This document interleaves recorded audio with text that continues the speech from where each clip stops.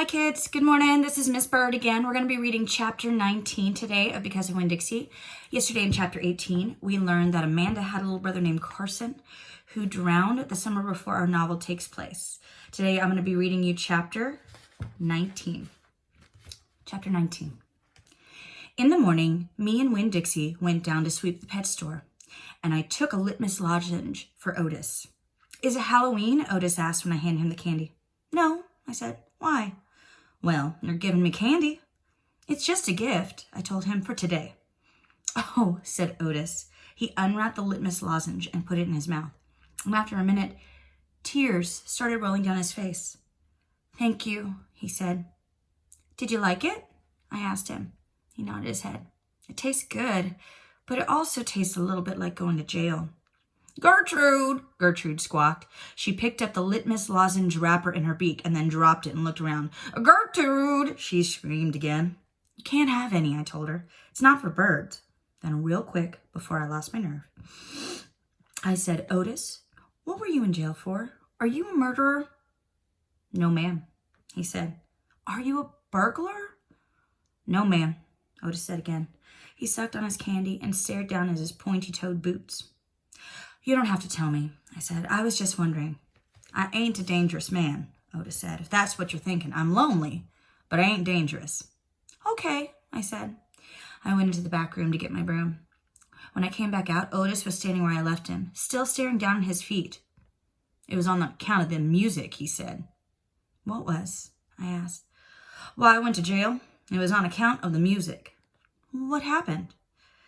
I wouldn't stop playing my guitar. It used to be I played it on the street, and sometimes people would give me money. I didn't do it for the money. I did it because music is better if someone is listening to it. Anyway, the police came, and they told me to stop it. And they said how I was breaking the law, and the whole time they were talking to me, I went right on playing my music. And that made them mad. They tried to put handcuffs on me, he sighed. I didn't like that. I wouldn't have been able to play my guitar with them things on. And then what happened? I asked him. I hit them, he whispered. You hit the police? Uh-huh. One of them. I knocked him out. Then I went to jail. And they locked me up and wouldn't let me have my guitar. And when they finally let me out, they made me promise I would never play my guitar on the street again. He looked up at me real quick and then back down in his boots. And I don't. I only play it in here for the animals.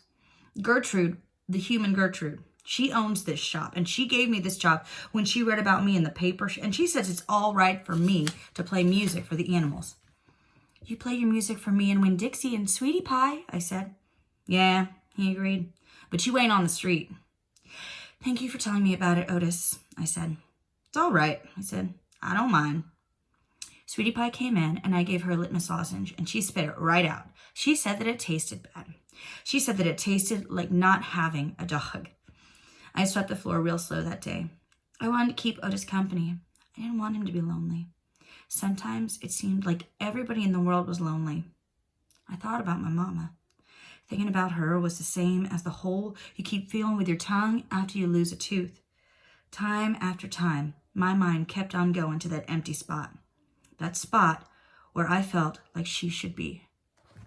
Now in chapter 19, we see that at the end of our chapter, that Opal talks about missing her mom, being like having a missing tooth and exploring that tooth with your tongue. We've talked about that idea before with another one of our novels. Now, see if you can figure out, is this going to be a simile or is this a metaphor?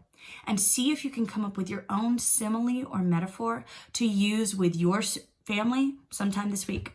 Thanks so much for stopping by. See you tomorrow.